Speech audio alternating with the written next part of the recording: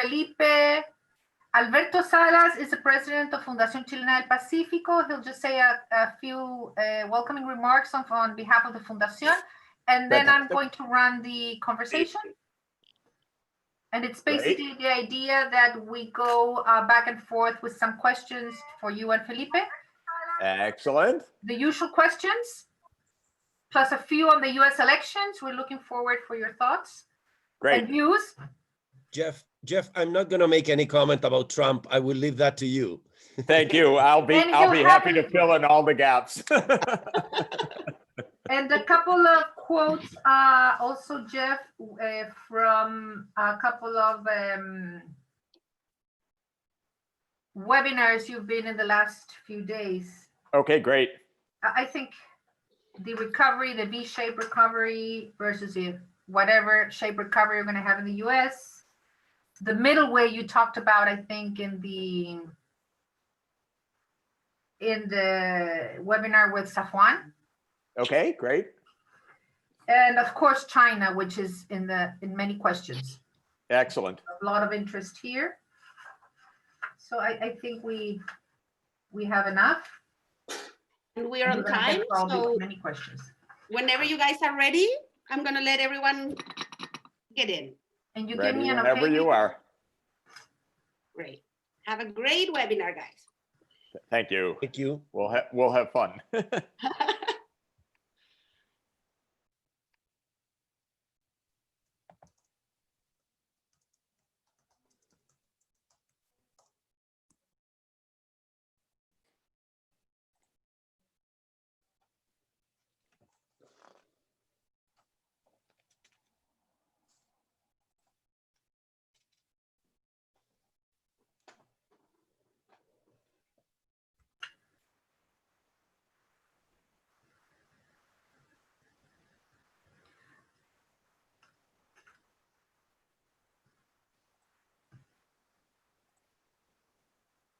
Good morning. It's 9 a.m. in Santiago de Chile, same time in New York City. My name is Karen Poniachik. I am the head of the Global Center at Columbia University here in Santiago.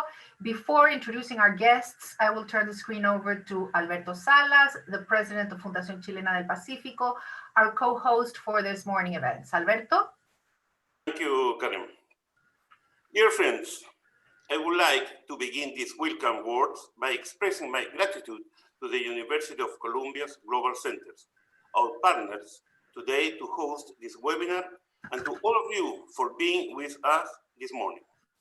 We are glad to see this tremendous level of participation with professionals from many different industries, backgrounds, and nationalities connected. Just to mention a few, we have invitees for Malaysia, Nepal, Russia, United States, Chile, of course, and others. In a significant way, this is actually an excellent example of globalization, possibly thanks to the unparalleled expansion of the technology during the 21st century, the key feature of our time. The topic of this morning webinar could not be more relevant, as it is clear to me that we have a lot at stake when it comes to the present and future of what we call globalization. It goes without saying that Chile needs to keep a close eye on the evolution of what we have historically understood as the globalization process.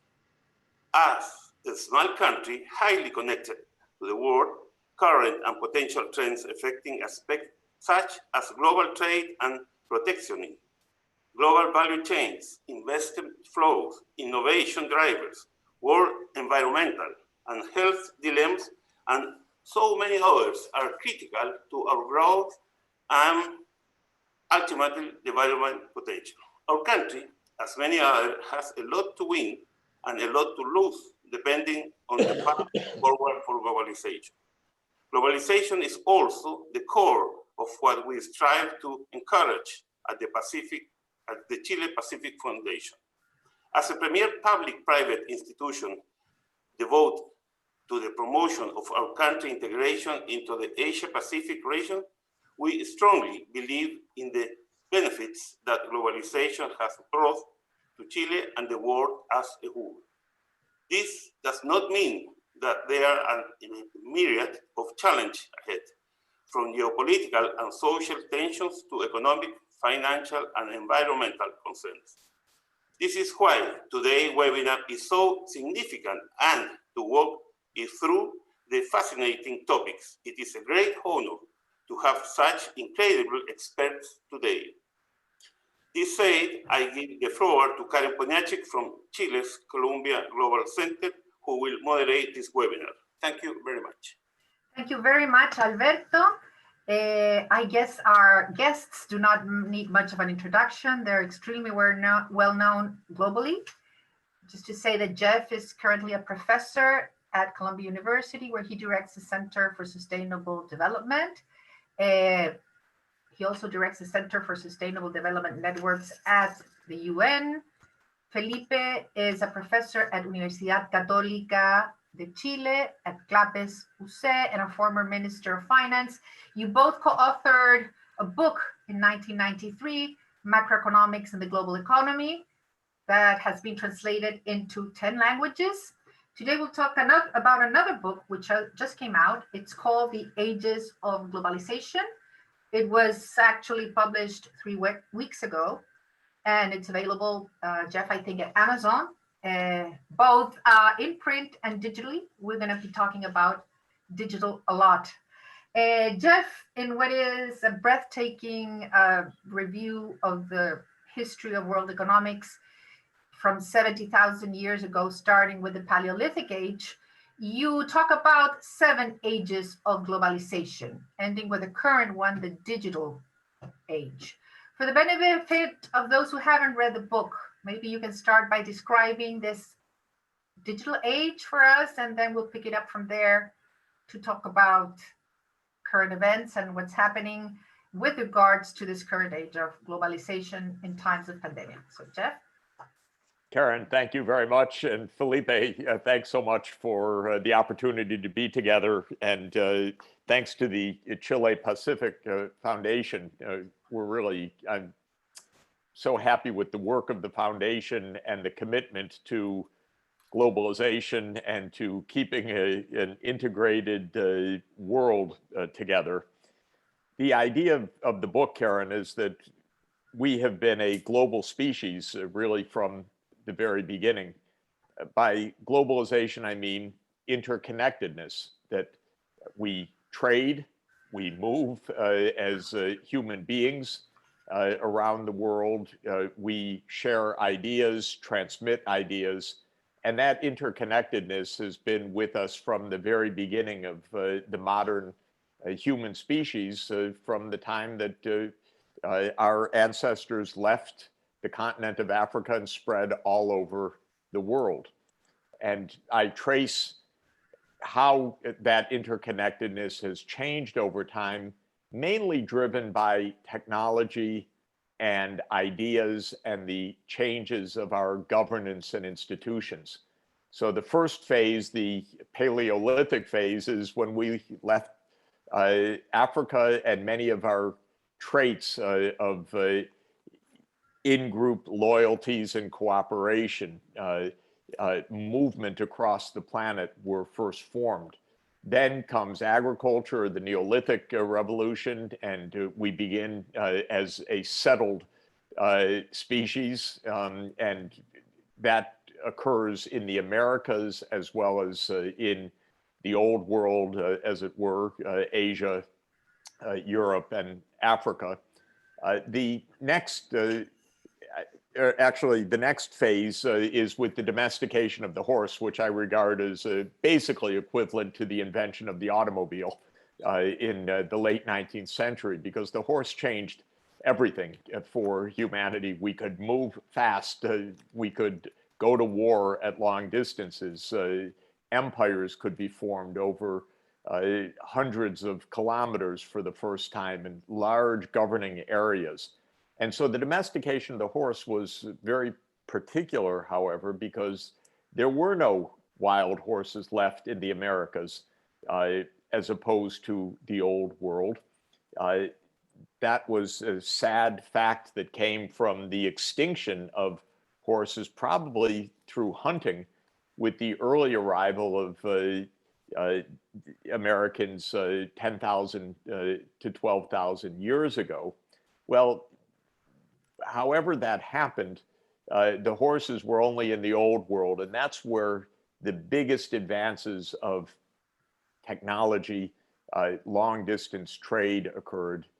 In the Americas, the only long distance pack animals were in the Andes, of course, the alpacas, the llamas, and that made a huge, huge effect on history. Well, then came the age of the great empires, the Roman Empire, the Han Empire, the various Persian empires, the Mauryan Empire in the Indian subcontinent. And then the next era that I talk about is the era of ocean empires, which emerged when ocean navigation, not that it was discovered, because the Chinese really were ocean navigators in the Indian Ocean already in the 1300s and early 1400s. But the Europeans discovered ocean navigation. I wouldn't say perfected it, but advanced it significantly. And with Columbus's voyages of discovery and Vasco da Gama reaching Asia, suddenly there was a world economy. And this was global capitalism in its first variant. And Adam Smith, the father of economics, modern economics, declared that those two voyages by Columbus and da Gama were the two most significant events in the history of humanity, because they united the whole world. So that was really globalization in its current sense of truly global scale enterprise. Of course, every time we had a new era, there was conflict, violence, conquest, and with the ocean voyages, mass industrial scale slavery as well, with the 14 million Africans brought as slaves to the Americas for the new global continent industry, the new global tobacco industry, and so forth. The next major phase comes through one invention overwhelmingly, although that led to dozens of pivotal changes and new inventions, and the most important of which was the steam engine. The steam engine was probably the single most transformative invention in human history since agriculture, because suddenly we could harness mass energy, and that meant a change of everything, a change of scale of production, the rise of industry, the increase of number of humans on the planet by 10 times from the start of the 19th century till today, roughly from 800 million to 8 billion people increased because of food production and the ability to move food around the planet. Well, everything changed.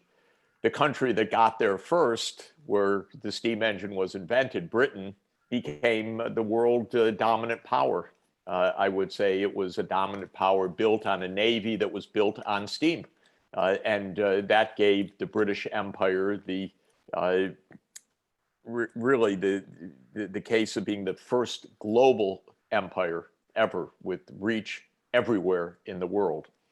The sun never setting on the British Empire, so to speak, except the British Empire ended up handing over the baton to the American Empire.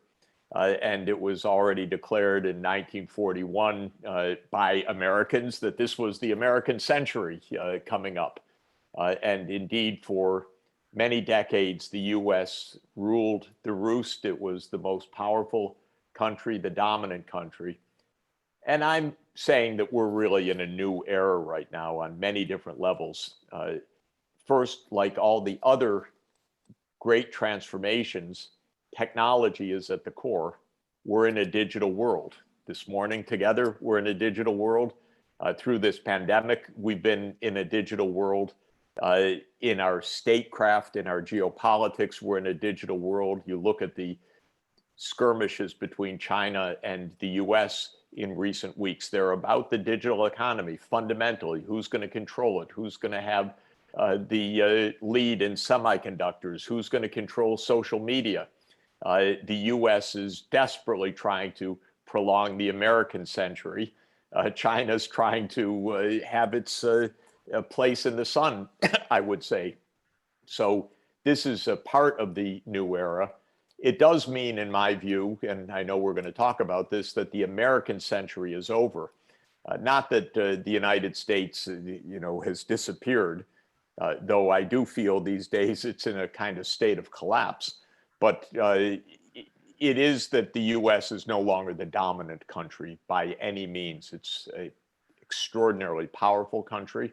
It's actually a dangerous country, I'm sad to say, in many ways. But it is no longer the dominant country, except in Donald Trump's imagination. So here we are in the new age, and we're trying to make sense of it. And lo and behold, that most global a phenomena hits us, and that is a pandemic. So this is a disease that within a few weeks spread to the entire world, a kind of measure of how interconnected we are. I note in the preface, which I wrote in the last moments, just as the pandemic was hitting, that it's estimated that it took 16 years for the bubonic plague to spread from China to Italy in the 14th century, from 1331 to 1347. So 16 years of overland or shipping travel. Whereas in this epidemic, it was 16 days, basically, or maybe 16 hours more accurately, from Wuhan to Rome in a direct flight.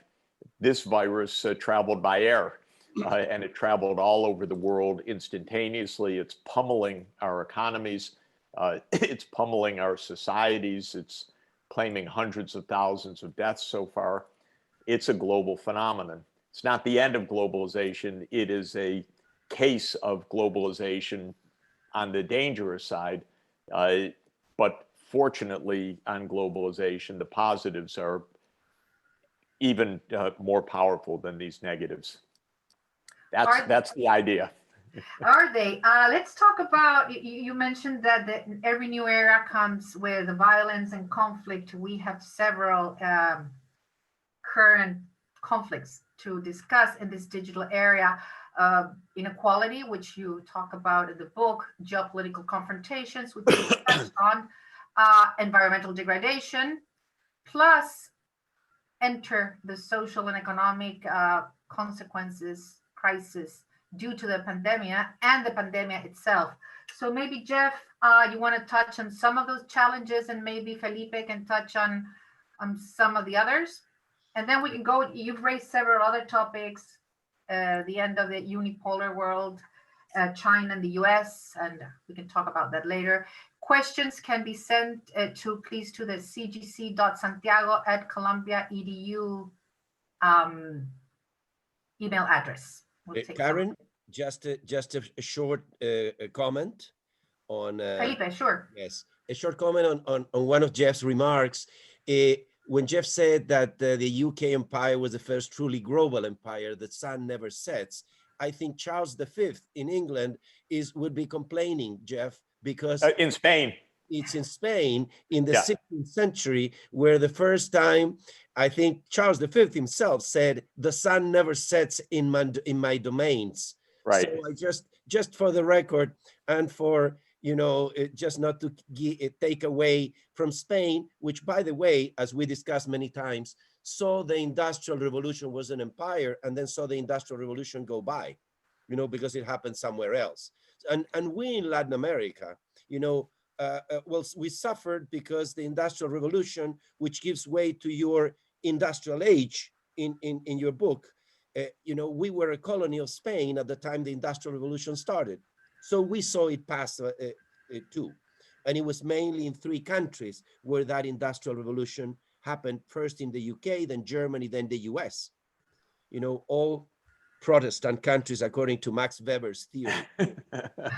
I think what you say is very true. You know, Spain and Portugal, with the help of the Borgias Pope in 1494, divided the world between the two empires. On one side, Spain got its possessions, and on the other side, east of the famous line, Portugal got its possessions, and hence Brazil speaking Portuguese and the rest of South America speaking Spanish.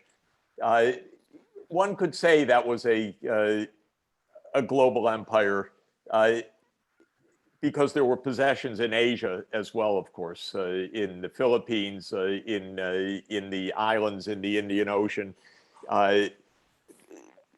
It wasn't as deep and prolonged an empire, of course, because the technologies were much weaker. And when Spain was defeated in 1588 in the war with Britain, the Spanish Armada defeat, many historians think that that was really the doom, because everything depended on control of the seas. But it is true that the Industrial Revolution was a Northern European phenomenon. I'm not sure it was a Protestant phenomenon, actually, but it was a Northern European phenomenon. And a first mover advantage in steam was enough to enable Britain to build really a remarkable empire. Yeah. And Karen, I think the main point that I would say about all major transformations and all major technological advances is that there are losers as well as winners, and usually for two reasons. One is that technology is highly disruptive. So when there's a better way to do something, those who were doing something the old way lose.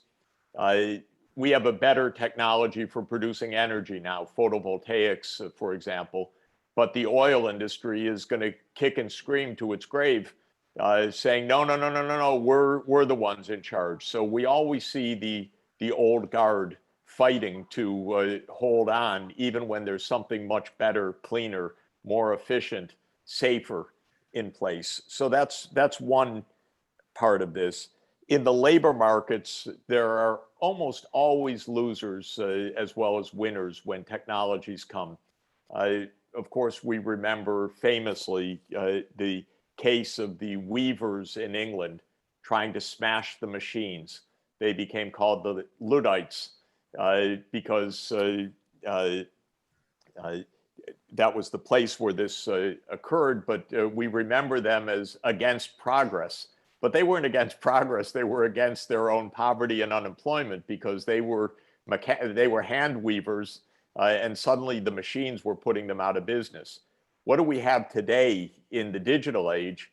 We have a huge transformation underway where brick and mortar shops, brick and mortar campuses of universities, brick and mortar banks, everyone is finding, oh my God, there's a different way to do this online. In New York now, even though the epidemic has come way down, thank goodness, people are not going back to the office because they don't want to. Not because they can't, but because they don't want to. Why commute an hour and a half each day? So people who own real estate are finding that their possessions are not worth as much, but also people are being left unemployed. Office support workers, people in retail shops. I just had a knock on my door because we had a direct delivery of our groceries just now. This is basically soaring everywhere in the world, but many people are being left farther and farther behind. We've gone digital so hard and so fast in the last 6 months in the US that Mr. Bezos, the founder and owner of Amazon, has had a personal increase of his bank account of $75 billion since January 1. You know, the whole economy has shifted to Amazon. for everything, or to Walmart or to a few others, they're getting phenomenally rich, where many people are getting poorer and poorer because they're out of work. We've had a loss of employment of more than 10 million people. I don't think many of those jobs are coming back anytime soon. So this is part of change. And then one other point is the geopolitics. You know, boy, we're watching the gloves come off. It's a pretty bare-fisted battle right now, partly because Trump is he's a nasty guy, so he's like a barroom brawler to begin with. Somebody once told me, a so-called friend of his told me, this is the guy who will smash the chair across your back in a barroom fight. And Trump's a kind of thug. So he's taken off the gloves, and it's the fight over who controls the digital technologies now. So a Chinese company, Huawei, got ahead of the US companies 5G in 5G. It's just a better company. It's not that they spy on us more. By the way, the one that spies on me the most is the US government. No question, no doubt. So maybe with Huawei, it's harder for them to spy on me. But the surveillance I know is the US government spying on me. I don't know if anyone else does, but the US government definitely does. So the real issue is they got ahead.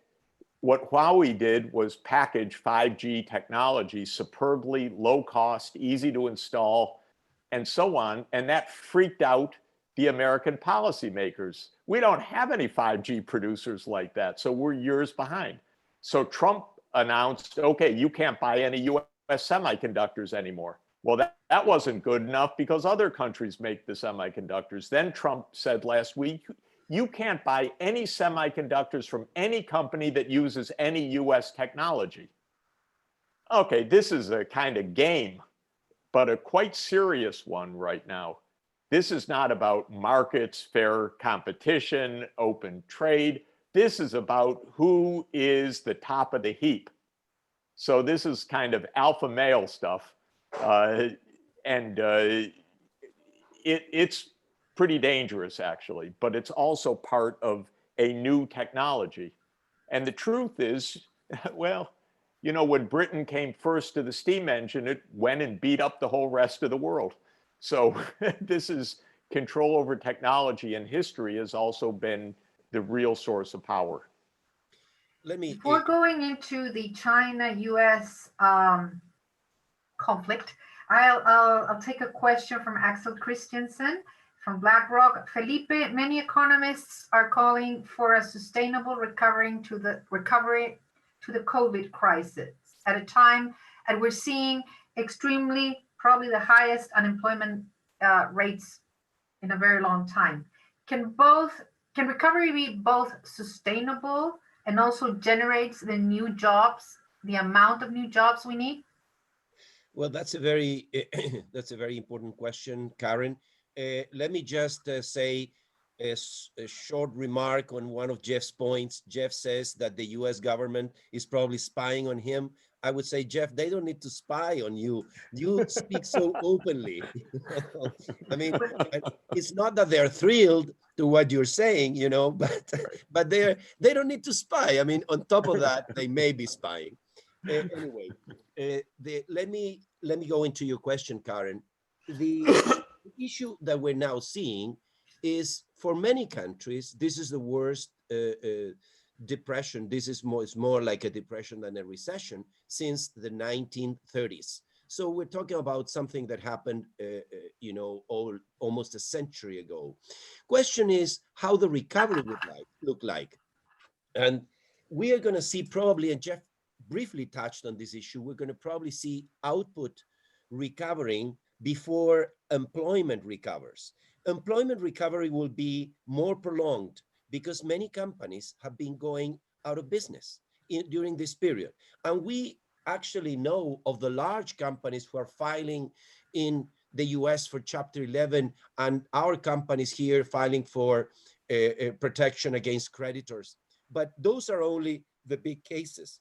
We are not seeing the small shops, the restaurants, the groceries, and all those who are closing for good. Many companies are saying, unfortunately, we cannot resist this any longer, so we're closing for good.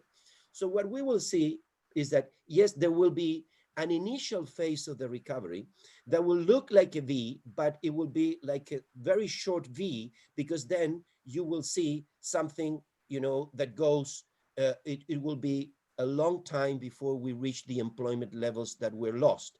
And it's not only that, but it will be more precarious jobs, because probably formal jobs will be harder to regain, and a lot of people will go to the streets and try to work on informal jobs, street vendors and other types of jobs like that.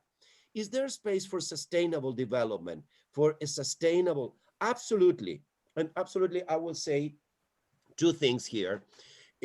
One is mitigation, the other is adaptation. There are a lot of investments. This will be a recovery where we need a lot of investment. And the investment will come. We need to make sure that the private sector has the right incentives so that they can participate on this. But it will be a lot of also public investment.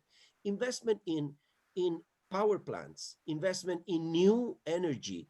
This is part of what will drive the economy back. So I think there is a lot of reinforcement between the sustainable part and the growth part. These are not two separate camps where they're fighting against each other, but it's basically, they could be moving together. Let me give you another example on adaptation. There are projects, there are being adaptation bonds. One of them was raised and issued for Africa. And for small farmers, small farmers get water, get some technology for small farmers. That is hugely job creating. Small farmers, the agriculture in many countries, particularly in the most vulnerable countries, as industrial countries, have left agriculture, to a very, agriculture is probably now 1% of the labor force. In many of the vulnerable countries, agriculture is very important. So there is opportunity for clean agriculture, where you have these new technologies and you have the access to water. Water is now one of the big issues in the world economy, how to get safe access to water. So yes, absolutely, there is space for sustainable recovery, but it will take time. We have to be patient. In the meantime, we need to have programs for the people, for the vulnerable people, for the poor people. We need to have also, we cannot forget the middle classes, and this is what is creating a huge pressure on public budgets. So we will have unemployment, getting back to the old levels. It will take time, not to mention that the US was below 3.5% unemployment when all of this started. Now it's over 10%, and it's probably over. And in many countries, unemployment will be over 20%. So this is the kind of issue that we are dealing with. And I would agree and hope we have, I don't want to sort of give such a long answer, so maybe we'll have time to see where are the issues that will favor globalization and the threats to globalization coming from the pandemic. So let me stop there. I can't miss this opportunity since you've been spied, Jeff. So go ahead and shoot. We're 77 days away from the US elections. We all know who you're going to vote for. But you did support Bernie Sanders in the primary. Why was that? And feel free to bash anybody you want. Okay, thanks a lot. Well, I think we're facing the most significant election in our history. Actually, Bernie said that last night in the online virtual Democratic convention, and I think he's right. There are a few reasons for this, but at an individual level, Trump is really a mentally unstable person. So I regard him as quite dangerous and cannot wait to see him out of office.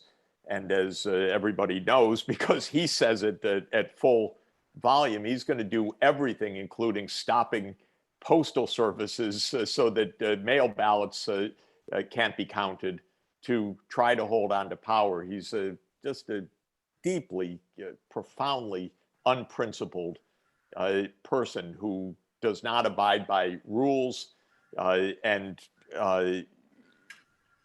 doesn't abide by science, doesn't abide by information. And that's why we in the United States have 173,000 COVID deaths right now, and the epidemic is still out of control. Trump couldn't even figure out to say, much less use, a face mask for months into this, as thousands were dying every week in the United States. It's just absolutely been terrible. But Trump also reflects in our politics a very dangerous part of American politics, and that is really white us versus them politics. So a lot of what's happening is the backlash of white working class Protestant Americans against the social rise of others. America's become less white because of less, we call it white non-Hispanic, awful category, but there's been a lot of migration.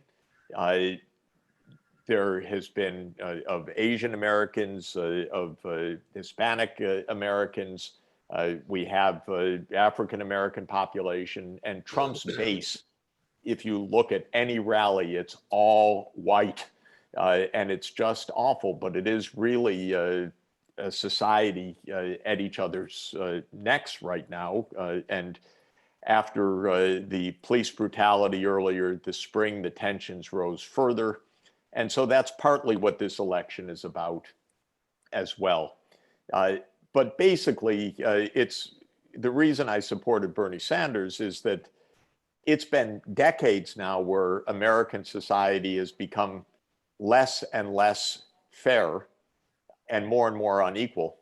And I think we all know Chile, the United States, Brazil, countries that are really unequal in income distribution face instability.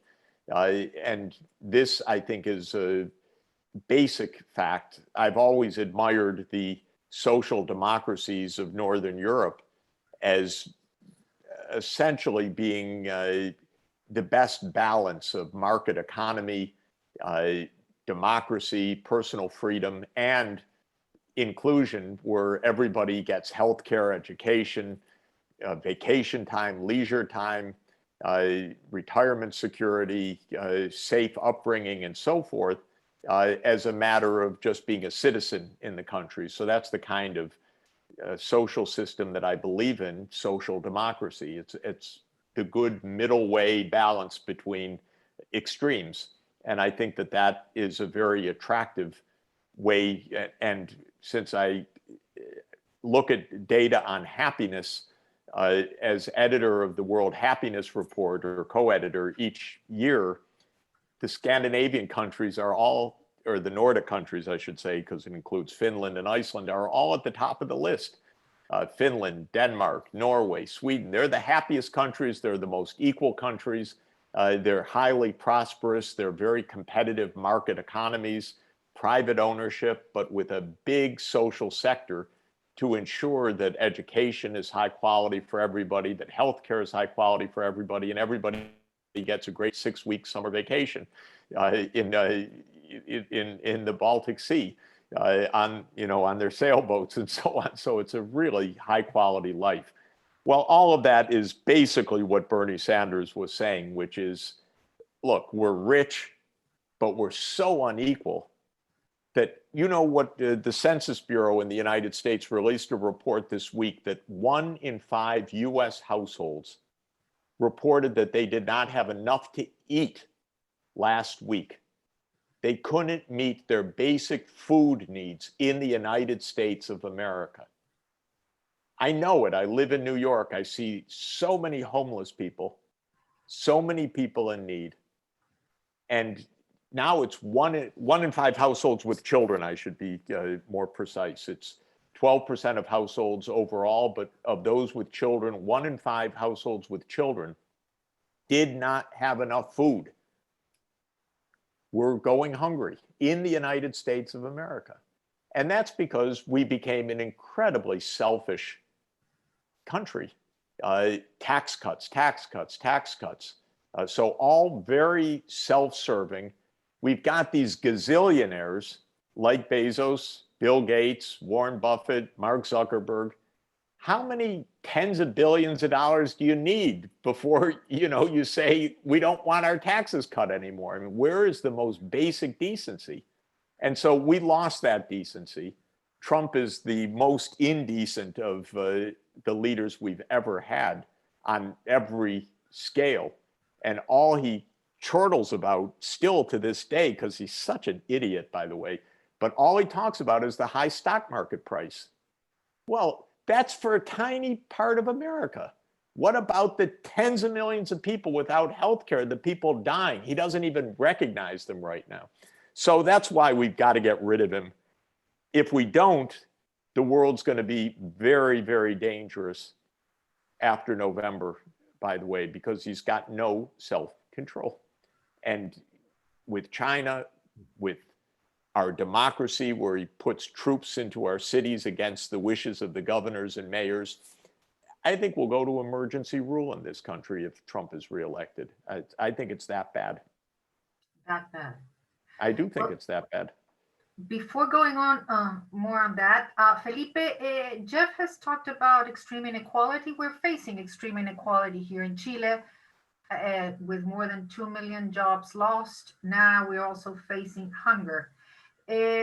Jeff says he stands in a middle way between a state central planning system, which doesn't work, and unregulated capitalism.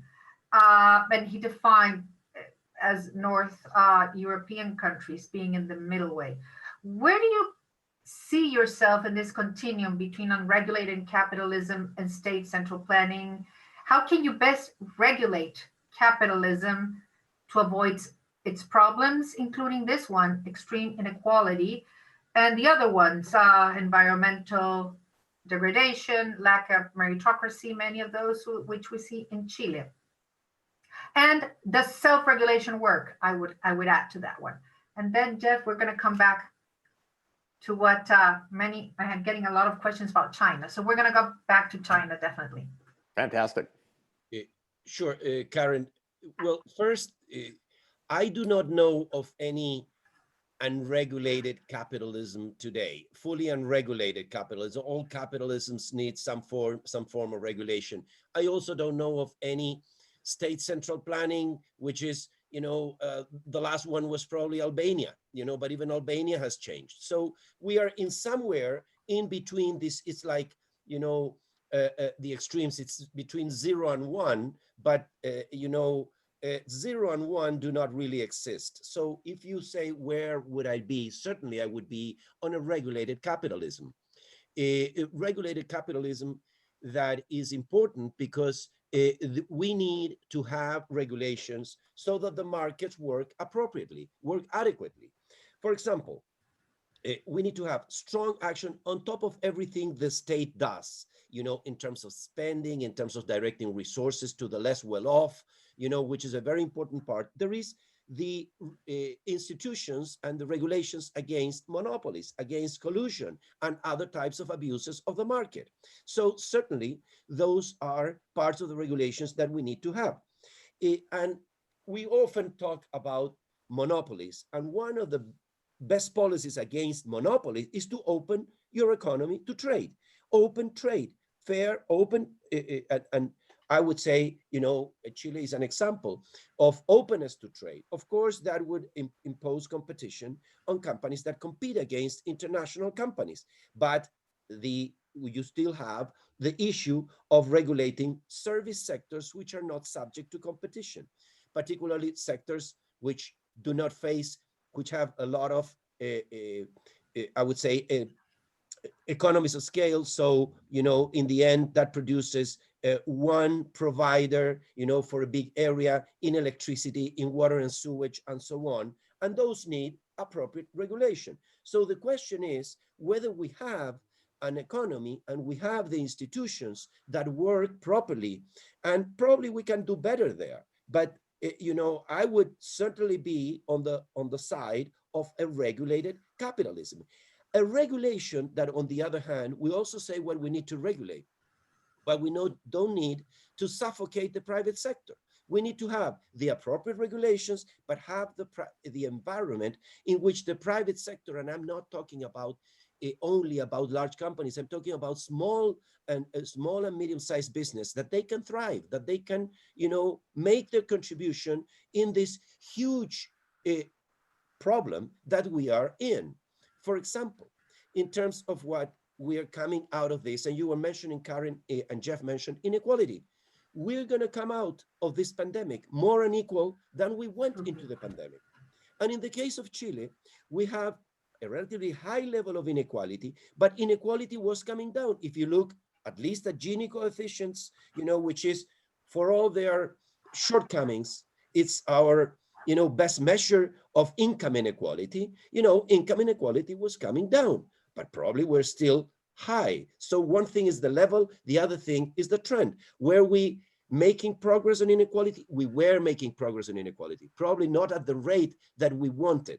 And I would also mention, when Jeff said about the discuss the World Happiness Index, and he mentioned the Nordic countries, and he said, yes, there is one a small fact, and Jeff is, of course, proposing this for the United States, but, you have $90,000 per capita, as you have in some of these countries, in the Nordic countries, you can do many things that you cannot do when you are at $15,000 or $18,000 per capita.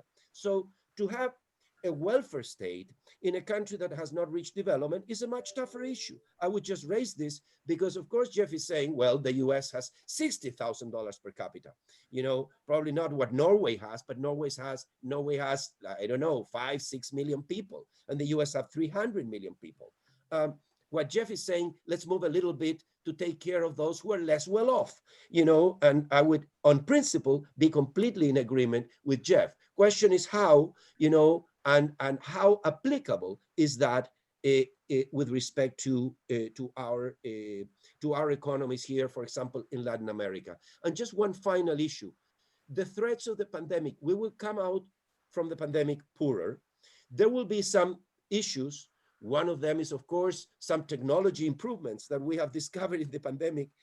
Some industries will lose, but a lot of companies and government institutions and so on have discovered that they don't need to travel, to make meetings like we have right now. We have, we had registered 1,300 people participating in this meeting that we have here with you, and we can do it through technology. But there are some issues like, will we have an increase in protectionism after this?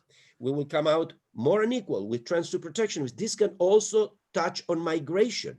Migration, if you have very high unemployment rates, well, then migration will be probably in jeopardy. Like the US stopped some visa programs, Jeff, very recently, and saying, well, we have the pandemic, we have high unemployment here, we're going to stop some visa programs. So we have a threat to globalization also on that. And we have another issue that we only briefly touch, which is reshoring. The reshoring of companies, that is a deglobalization phenomenon in which companies say, okay, multinationals, I need to have my inputs closer to home. And some governments, like the government of Japan, gave tax breaks, tax incentives for companies, manufacturing companies relocating from China to Japan. So, and the US has given also incentives for companies to relocate.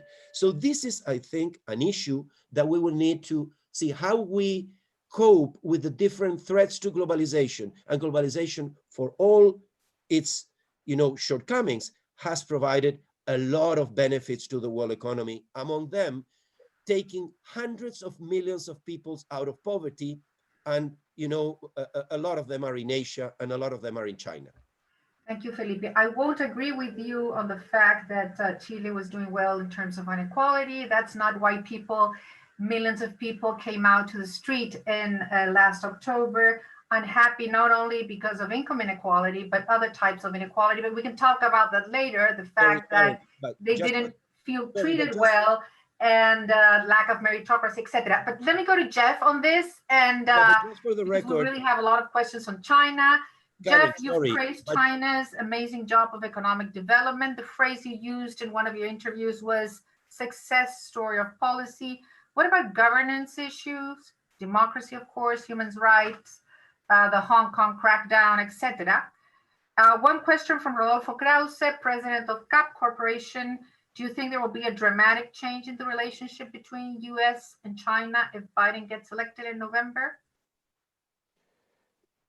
Felipe, do you want to just make one quick remark and then I'll come back to? Yeah, I will make one. We're going to get into, Sorry, Karen, but just to set it straight, what I said is no, we were not doing well in inequality. I said the level of inequality was high, but it was coming down based on all Gini coefficient. That's a fact. That's not an opinion, Karen. Thank you. We'll talk about, maybe we can ask later to Jeff if he was surprised by the demonstrations in Chile that erupted last October. But let's start with China. You know, I think China, first of all, has had a remarkable economic success over the last 40 years and done it through very hard work and through a very effective set of policies. It has lifted hundreds of millions of people from poverty. Also, I've been going to China now for 40 years. China is a far freer place than it was 40 years ago. And the quality of life and the well-being of the Chinese population has increased significantly. China has a different political system from us. That's not 40 years old. That's not 70 years old. That's not with the that's not with the emergence of the People's Republic of China, but it is 2,000 years old because China became a centralized administrative state in 221 BC. This is a deep tradition of Chinese governance that goes back 2,000 years. It has been a remarkable success story viewed on a 2-millennium canvas because it was not engaged in the unending wars that Europe found itself in for century after century after century. Also, China has not been in a single overseas war that it caused in the last 40 years. And the last was a brief war in 1978 with Vietnam. The United States has been in non-stop war, largely wars the US has caused, led, that has destroyed so many countries.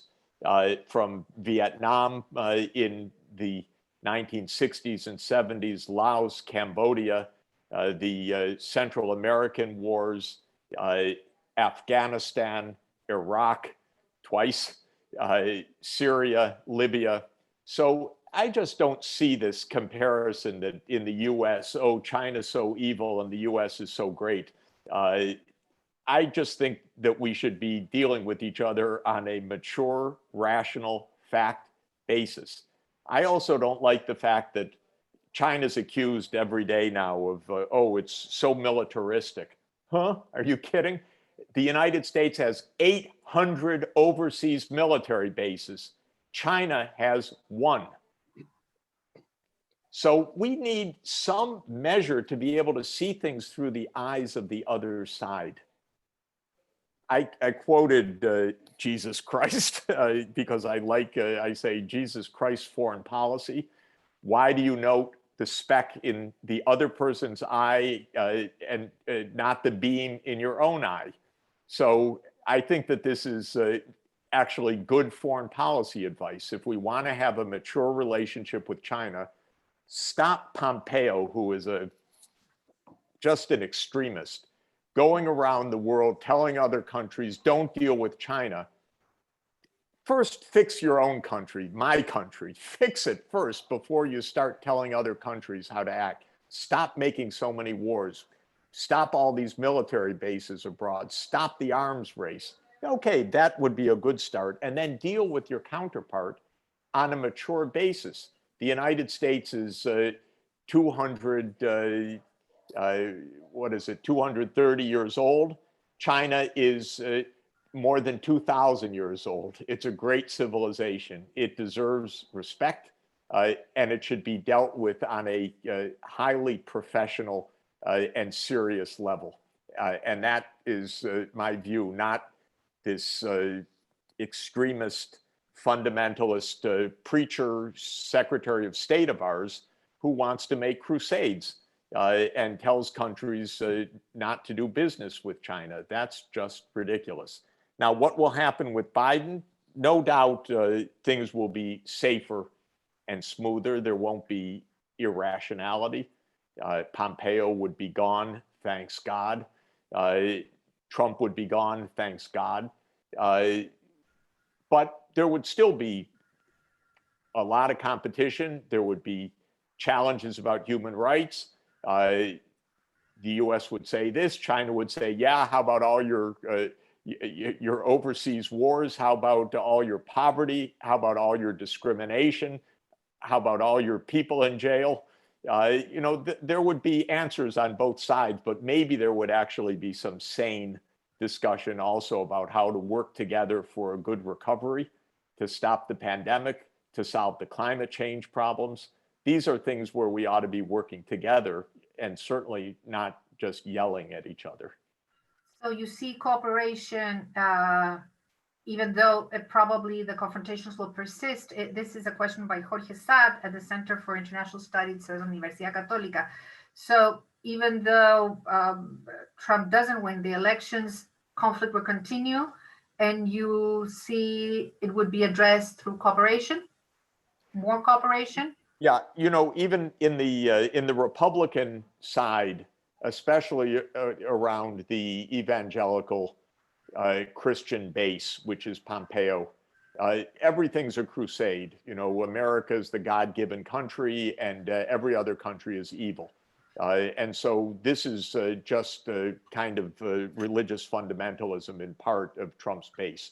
But then there is, in the Democratic Party side, I'd say no love for China in general. I'm definitely more on the Sinophilic end of the spectrum. Of course, I go to China many times a year. I have so many Chinese students over the last 40 years who have gone to become senior officials. I know they were nice kids. Now they're nice, very senior officials. They're not out to take over the world. They're trying to manage a complicated country and society. So I see things differently from a lot of the Democrats, but I do believe the Democrats are not crazy. I think they're much more rational. I think Trump's crazy, basically, and surrounded by crazy people. So I'm much more worried about that. With the Democrats, I think there will be, ongoing competition. I don't think warm relations suddenly, but I don't think big trade wars or breaking all the rules or just trying to stomp out Chinese companies or arresting Chinese senior executives, which is really, really dumb policy. And dumb of Canada to play along with it as well. So in my opinion, we'll have a much more rational time of interaction, not super friendly, but not leading to conflict. What about the crackdown in Hong Kong? Even with Hong Kong, there's another story that is so basic that I wish the news would just report it, which is that under Hong Kong's basic law, Article 23, Hong Kong was supposed to pass legislation on security. And it was a promise made by Hong Kong and as part of an agreement reached with the UK and China 30 years ago. Well, several Hong Kong administrations tried to do it and never got it through the Hong Kong legislature. So Hong Kong was not in conformity with its most basic law and with this Article 23, which says that Hong Kong does not support independence and does not support siding with outside powers for independence, a basic anti-sedition law. It's part of the agreement with the United Kingdom. Hong Kong did not abide by Article 23. There's a context to what's happening. And simply pointing fingers, by the way, with the United States, as usual, stoking up a lot of this and giving hope to people, oh, you know, protest for your independence and so forth, it's very dangerous and very provocative. Or what we're doing with Taiwan right now. It's stupid. Our idea is not to have a conflict with China. Our idea should be global cooperation with a very powerful and important country in the world, and to behave ourselves and not to provoke crisis in the other country. And so this is just the most basic statecraft. It's called prudence. And we don't exercise prudence. So it's not about scoring points. It's actually about living together peacefully in a nuclear world beset by pandemics, climate change, and other things. We need to solve problems in a normal way, not drive things to extremes. And that's even about Hong Kong. Let's discuss, but let's understand the context of this as well. But the United States, by the way, all over the place, through the CIA and others, creates instabilities, creates local pressures, creates insurrections. I'm not talking about Hong Kong here, I'm talking about generally. And that's part of US statecraft. That's the hidden empire part of US statecraft. It's very dangerous. And so this is part of our irresponsibility that needs to end. And it's, you know, now the reason we're in such a dangerous situation is the US foreign policy is based on the idea of US primacy, that the US is the sole superpower. That is an impossible standard in our world today. The only way it could be true is by stopping the progress of other countries, because the US is only 4.2% of the world population. And that's exactly what we're trying to do with China right now. Stop them from buying technology or chips. That's how a market economy works. You buy companies, you buy chips and so forth. Now suddenly, no, that's not how a market economy works.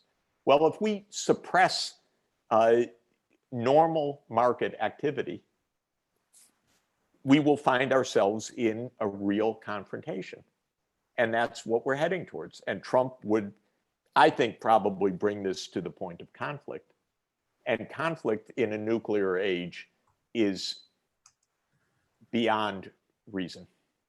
So from one unipolar world, are we going to a bipolar world, or you're looking into a multipolar world? Who else would be a key actor there? Definitely a multipolar world, because at a minimum, there are three major technological areas of the world: East Asia, Europe, and the United States. I wish that South America were more technologically innovative, but it's not right now. It does not play a role in technological innovation in almost any of the lead sectors, but it should. And India should, by all rights, become part of this, and Africa in 20 or 30 years. So I'm looking at a world of regions. China, by the way, is going to get old fast. The median age in China will rise to more than 50 years old. I have a kind of theorem that people over 50 don't want to take over the world. They just want a quiet life. So I actually believe that with China's population falling sharply in the second half of the 21st century, from 1.4 billion down to something like 1 billion, with an aging population, China's going to have a lot to deal with the quality of life at home. It's in no position to take over the world. at all. It's never been its intention for 2,000 years. It wants respect. That's a different matter. It doesn't want to be threatened. It doesn't want to be divided as it was between 1839 and 1949, with many invasions by Britain, by France, by the United States actions, by Japan. It doesn't want that. It wants security, but it doesn't want to take over the world. So no, it's not a two-region world. It should be a multi-region world. It would really be nice if South America could get together.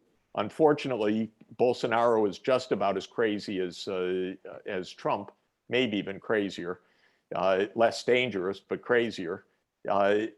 And we don't have the makings of South American cooperation yet, but it would be a good idea.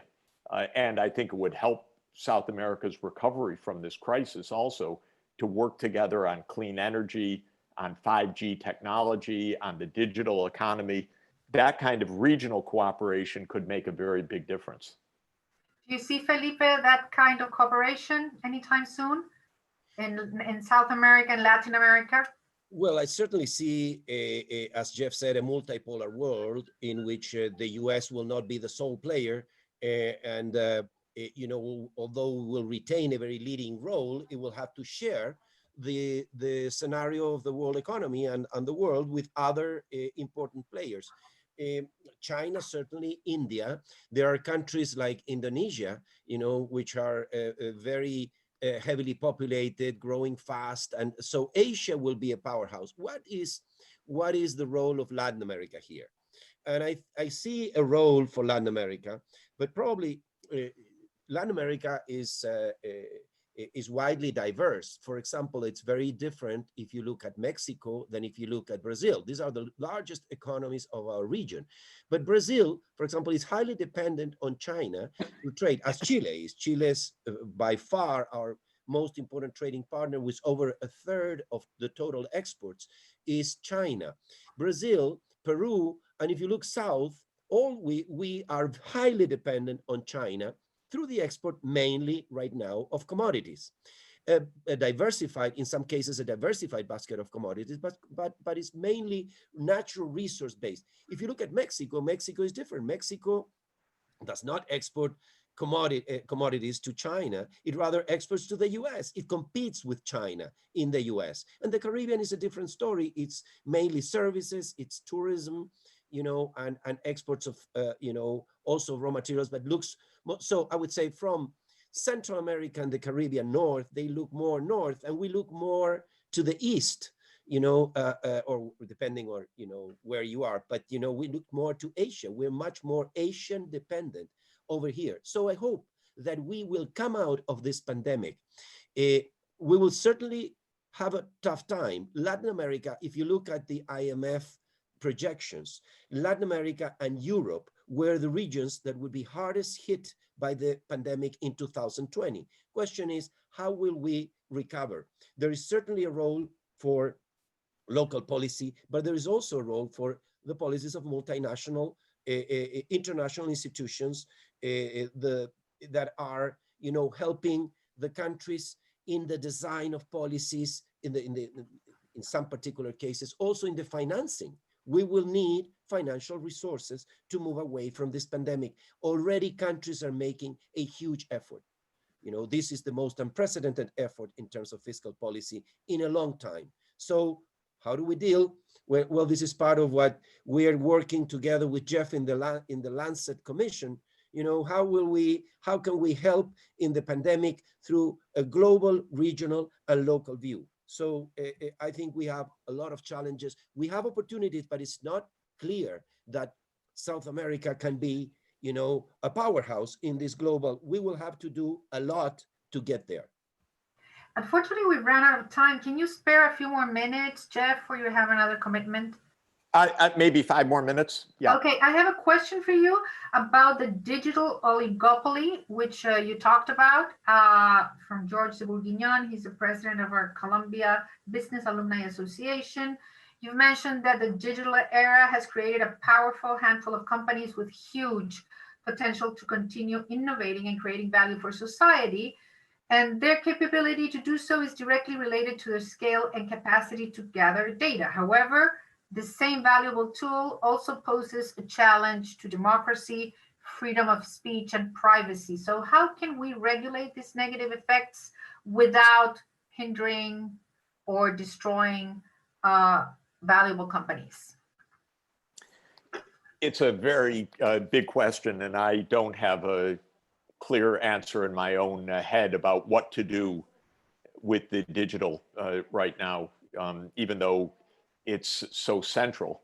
On the one hand, we have giants, like you say, Amazon, Apple, Google, Microsoft, and so forth, whose market caps are astounding, and they continue to soar. That's one issue. A second issue that I think has been put fairly clearly in view, it was a hidden issue, but the control over advanced semiconductors is a big part of the story. Whether that's a chokehold or not is unknown, but right now only a very small number of companies produce the advanced chips that are at the cutting edge of technology. And the US is trying to stop China from acquiring those advanced chips. There are differences of opinion among experts and in the press about whether China will catch up shortly or not catch up shortly. But this is a chokehold for the moment. Europe is not a player in this. So it's basically the US, China, and a few manufacturers in Taiwan and Korea and Japan, and how they fit into the puzzle is a big issue. A third issue I would raise that's, again, we don't even know the facts, but there is obviously a rapid militarization of these technologies taking place. The big tech companies in the United States are on major Pentagon budgets right now. There's a lot of secret surveillance. The US our democracy is the weakest it's been perhaps since the Civil War. There's so much surveillance. You remember Ed Snowden's revelations. Oh, they were just put aside. You know, they're not talked about anymore, but they're very real about how industry and the U.S. government and secret courts subvert our privacy. We don't even know the facts, and Congress doesn't get the facts or aim to get the facts. So we don't even know what the companies do, and we don't really know the militarization, except we see that, say, Elon Musk says, okay, I want to now be the space agency for the Pentagon, or Amazon wants to host, or Microsoft compete to host the cloud activities of the Pentagon. This is horrible, in my view. Not only is the Pentagon too large, too powerful, too dangerous, but moreover, let it make its own IT, not to militarize every one of American companies. So I don't think we can feel very comfortable right now with the situation of big tech from an economic point of view, an economic power point of view, a militarization point of view, a privacy point of view, a human rights point of view. Nothing is in place.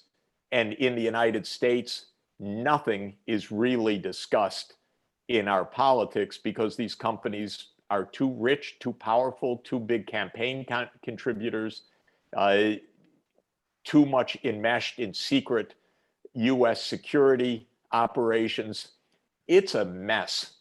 And unfortunately, Europe is not a player in this almost at all, which is a shame for Europe. And South America, you don't even notice, there's no role at all in South America for any of this. There's not one company that is a significant player in this space, which is a huge mistake for the region, by the way. It's part of the legacy of not having adequate technology policy in general in South America. But South America is not a player in the digital world. So it's completely 100% vulnerable to the US or to China or to the battle between the two right now. And I would not settle for this at all, but no country in South America is at a scale, even Brazil is so terribly governed right now, but no single country is at a scale to actually be able to address this issue in a coherent way. But I don't see any country actually trying to address it right now in a strategic way. I do have faith in the employees, like in the case of Google, when they went out against the leadership, when Google was trying to sell artificial intelligence technology to the Pentagon, I think, same with Salesforce employees. So we still have faith in the employees of these companies coming against the leadership in these aspects. Unfortunately, we ran out of time. We have so many questions, Felipe, about the IDB elections, Jeff, about the recovery, the V-shape, not the V-shaped recovery in the US, about, we've received several questions. I'm sorry we haven't been able to address them all. Maybe a last word, Felipe, on the IDB elections, and then we close. US, maybe Jeff, you want to chip in. The US proposed this Mauricio Claver Sarmiento to be the president of the US. He's a hardliner close to Trump. Many countries, including ours, are trying to postpone the elections for after, hopefully, Biden is elected. Many countries are supporting this Claver Sarmiento, others don't. Felipe, where do you stand here? Jeff, where do you stand here? Although I guess you would both answer, but it's good to hear that before closing it. Sure, Karen. Well, first of all, this has not had to do particularly with the U.S. candidate, Mauricio Claver Carone, but it has to do with the candidate, with the process itself and the institution. There is a rule here, an unwritten rule, but it's a commitment by President Eisenhower back in 1958 that the candidate will be to preside the IDB would be a Latin America. So far, for the last, let's say, 60 years, the IDB has been presided by Latin America. And this is the first time in history that the US has proposed a candidate. This has created division. This has created that several countries, and I would say dozens of former presidents, former chancellors, former finance ministers have come out with letters calling for postponement of the election to give us time to talk about the agenda for the IDB after the pandemic.